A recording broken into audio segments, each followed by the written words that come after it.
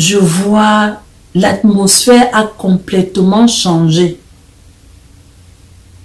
Et tout était stop.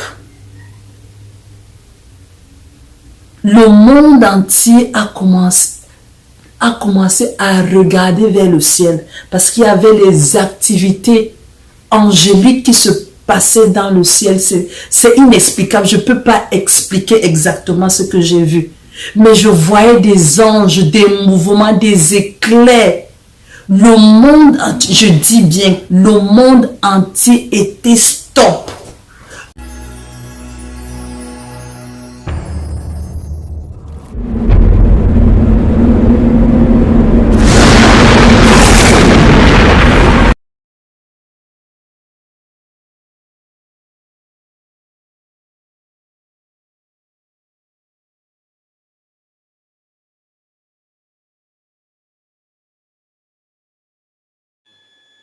Bonjour, bonjour à tous, chers auditeurs, auditrices de cette antenne YouTube Chris Arena TV et bienvenue encore sur ce télécast intitulé Au-delà du réel, l'enlèvement de l'église, le compte à rebours a commencé.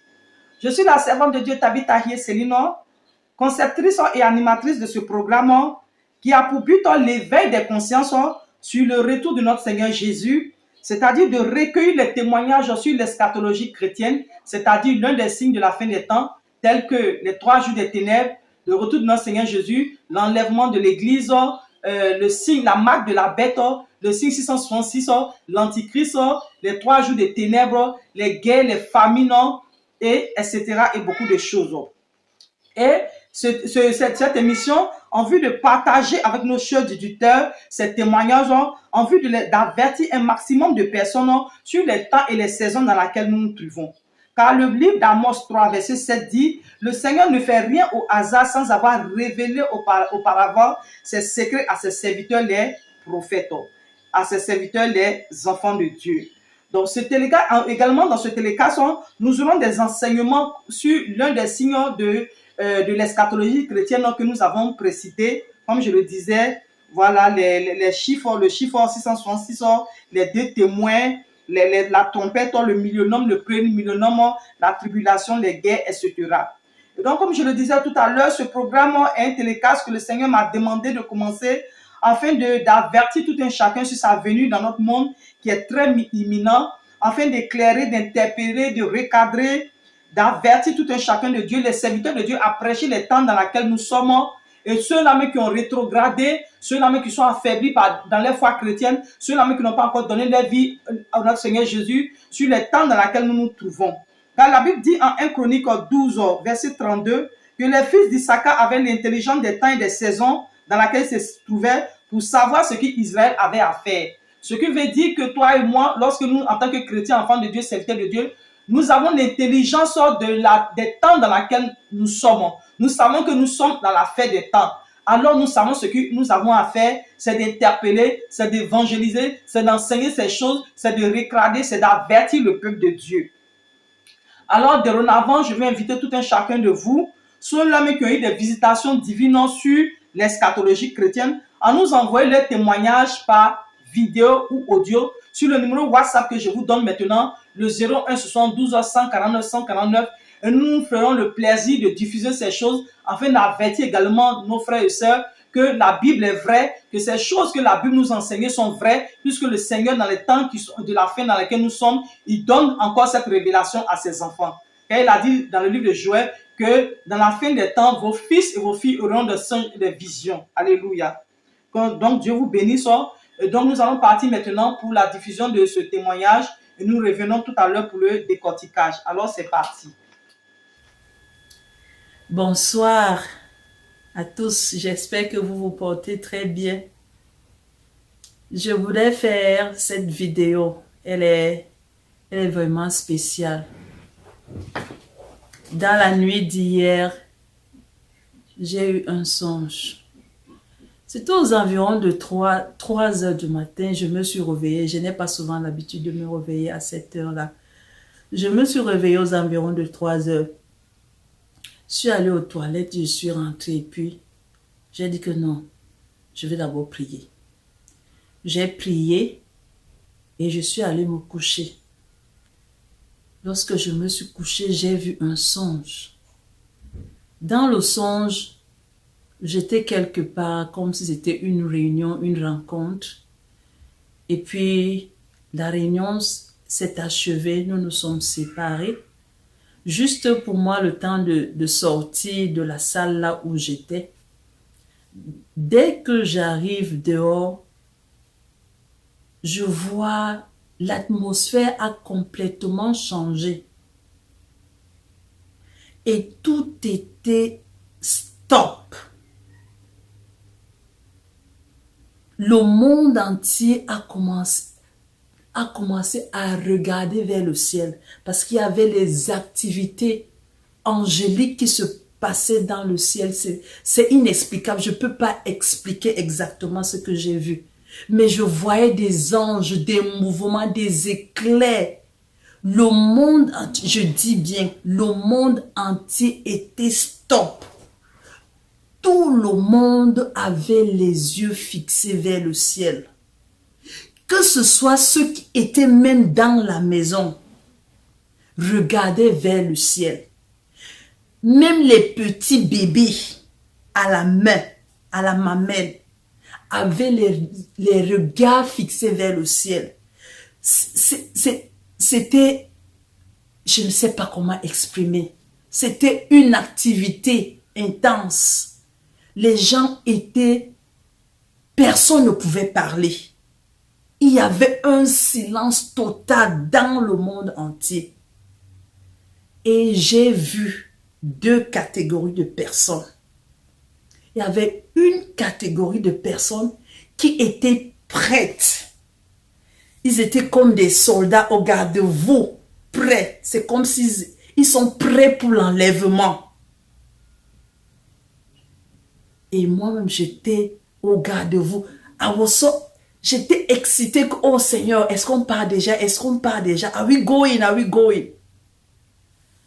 Et il y avait une autre catégorie de personnes qui avaient tellement peur, la panique. Et je lisais dans le cœur, je lisais l'esprit des gens, je lisais les pensées des gens.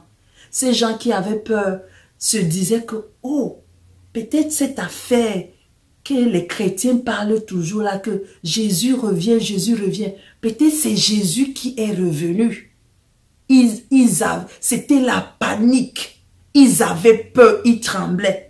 Pendant que les autres, que je crois être des croyants, attendaient, avaient hâte pour être enlevés. Je crois que ça a duré une seule minute. Je vous dis, ce n'était pas long. Mais le monde entier était stop sur place. Et après, tout est revenu à la normale. Et ceux qui étaient prêts pour l'enlèvement, c'est comme si c'est un message que le Seigneur leur donnait que Jésus revient bientôt. Allez annoncer cette nouvelle plus que par le passé. Parce que les gens ne croient pas que Jésus revient bientôt. Mon frère, ma soeur, quand je me suis réveillée, moi-même dans mon esprit, et j'ai dit, et les gens disent que Jésus ne revient pas. Qu'est-ce que les gens croient? Une seule minute, Dieu parvient à mobiliser, à arrêter le monde entier. Une seule minute. Et les gens croient que Jésus ne revient pas. Jésus revient bientôt. Mes frères et sœurs, soyons conscients. Apprêtons-nous parce que d'un moment à l'autre, nous allons partir. Et annonçons cette bonne nouvelle. Réveillons ceux qui dorment. Que Jésus revient bientôt. Et toi, mon frère, qui ne croit pas, qui croit que ce sont des histoires qu'on raconte, j'ai vu et je crois fermement, selon ce qui est écrit, que Jésus revient bientôt. Ne prends pas ce message à la légère. S'il te plaît, arrange ta vie. Parce que d'un moment à l'autre, la trompette peut sonner. ça sera pour le bien de certains et pour le malheur des autres. Et je ne souhaite pas que quiconque suit cette vidéo soit classé parmi ceux qui seront déçus. Non, mon désir ardent, c'est que tous ceux qui vont suivre cette vidéo soient parmi les élus. Parce que c'est l'ultime bonheur que nous attendons. Merci beaucoup de m'avoir écouté et bonne soirée à vous.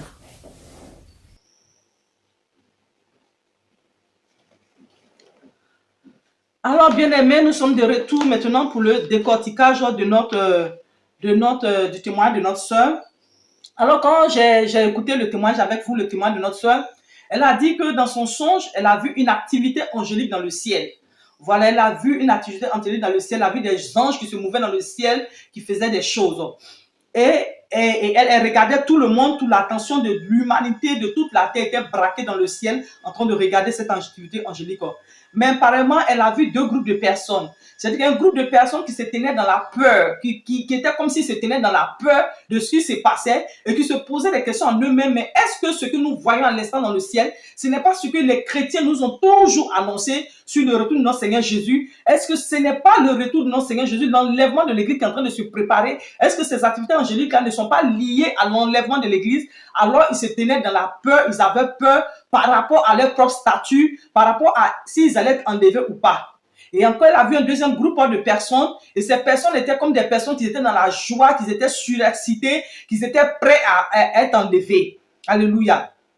Et ce que je comprends de cela, c'est que le deuxième groupe de personnes, les deux groupes de personnes d'abord représentent deux types de personnes, les chrétiens et les païens. Alléluia. Car bien aimé, quelle que soit ta religion, si tu n'es pas chrétien, alors il faut savoir que tu es de l'autre côté. Car la Bible dit quoi? Le salut vient de Juifs. Et que Jésus-Christ est le Seigneur, seulement le Seigneur, le chemin de la vérité et la vie éternelle. Alléluia. Et donc, deuxième groupe de personnes étaient les chrétiens. Ils avaient l'assurance de leur salut. Ils étaient préparés à l'environnement. Ils étaient surexcités de quitter cette terre, de quitter cette souffrance terrestre, de quitter ces pleurs, ces difficultés liées à leur vie chrétienne, parce que le diable les attaquait tout le temps. Et ils étaient prêts à ce qu'ils étaient en train de se préparer dans le ciel. Et ils étaient contents parce que la Bible est vraie, parce que leur témoignage a été confirmé, parce qu'ils se préparaient dans le ciel. Mais en même temps aussi, à ce deuxième groupe de chrétiens, c'était comme si le Seigneur les tenait avertis que d'annoncer le retour de notre Seigneur Jésus, que le Seigneur Jésus est imminent, qu'il devait davantage travailler, à annoncer l'évangile, à préparer les cœurs et les vies et à préparer les voies du Seigneur. Et à ce deuxième groupe au premier groupe de chrétiens qui se tenaient dans la peur, évidemment c'était les païens. Ils n'étaient pas préparés, ils avaient toujours négligé l'appel de leurs frères chrétiens. Ils avaient endurci les cœurs. Et donc, ils étaient dans la peur, dans le sort qui leur était réservé. Alléluia. Et comme je le disais tout à l'heure, si tu n'es pas chrétien, tu n'as pas donné ta vie à Jésus, tu ne confesses pas Jésus de ta bouche, alors il faut que tu saches que tu seras dans le premier groupe de personnes qui se tenaient dans la peur. Qu'il n'y a que de salut en Jésus-Christ. Ce n'est pas discutable, je ne suis pas là pour discuter à ce sujet. Le salut se trouve en Jésus-Christ, notre Seigneur et notre Sauveur. Parce que quelqu'un me dira, mais non, et les athées et nos parents d'enfants qui n'ont pas connu le Seigneur. Mais bien évidemment, pour nos parents de l'Antiquité, qui n'ont jamais entendu parler de Jésus, alors ils seront jugés sur la base de leur conscience. Car le livre de Romains dit quoi? Sur le païen, fait par inadvertance ce que la Bible déclare, ce que la Bible recommande, cela prouve que la loi est inscrite dans son cœur, mais que Christ n'est pas confessé dans sa bouche. Sur le païen fait par inadvertance, c'est-à-dire sans se rendre compte, s'il pratique la loi sans se rendre compte, cela prouve que la loi est en lui, la parole de Dieu est dans sa conscience, mais seulement qu'il n'a pas encore accepté Jésus, ne confesse pas Jésus de sa bouche. Alors celui-là même sera sauvé sur la base de sa conscience. Mais c'est seulement pour ceux qui n'ont jamais entendu parler de Jésus, les personnes de l'Antiquité. Car dans notre monde actuel dans lequel nous sommes, il n'y a pas quelqu'un qui va dire qu'il n'a pas entendu parler de notre Seigneur Jésus, que le salut n'est pas venu vers lui. Donc tu ne pourras pas te convaincre pour dire que tu ne pourras pas essayer de convaincre le Seigneur Jésus pour dire non, je n'ai jamais entendu parler de toi. Dès que tu fais partie de cette génération de iPhone, de notre génération, cette génération dans laquelle nous sommes là, bien aimé, tu n'as aucune excuse pour échapper aux calamités qui viendront si tu n'es pas réellement sauvé. Alors je vais interpréter tout un chacun, arrivant à notre position du groupe dans lequel nous sommes. Tu ne peux pas dire que Tu ne sais pas le groupe dans lequel tu es. Par ta vie chrétienne, par ta manière de vivre, ton amour pour le Seigneur, ta consécration, ce que tu fais, les rêves que tu fais, tu connais automatiquement ta position en Jésus. Alléluia. Alors je t'invite ce soir à revoir ta position. Quel que soit le groupe là où tu te trouves, si tu te trouves dans le groupe des païens, donne ta vie à Jésus. Si tu te trouves dans le groupe des chrétiens rétrogrades, donne ta vie à Jésus, reviens, lave ta robe, demande pardon à ton Dieu et continue de servir le Seigneur Jésus. Si tu te trouves dans le groupe des chrétiens, alors sois fortifié dans la foi, quelles que soient les épreuves que tu traverses, continue d'avancer, regarde à Jésus, garde les yeux fixés sur Jésus, lave-toi davantage, continue de gravir la montagne, ne retourne pas en arrière, ne descends pas de la montagne. Sers le Seigneur et que Dieu te bénisse, Dieu te fortifie. Amen.